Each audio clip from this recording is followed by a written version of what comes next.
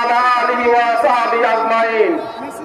বাংলাদেশ জামাত ইসলামী গাজীপুর জেলার মহানগরী কর্তৃক আয়োজিত আজকের এই নির্বাচনী জনসভার সম্মানিত প্রধানমন্ত্রী, আগামী দিনের প্রধানমন্ত্রী, বাংলাদেশ জামাত ইসলামীর আমির, সংগ্রামী জনতা জনাব ডাক্তার শফিকুর রহমান, জামাত ইসলামীর নেতৃবৃন্দ, সংগ্রামী গাজীপুরবাসী ভাই এবং বোনেরা, আইন শৃঙ্খলা রক্ষাকারী বাহিনীর ভাইরা, আসসালামু আলাইকুম।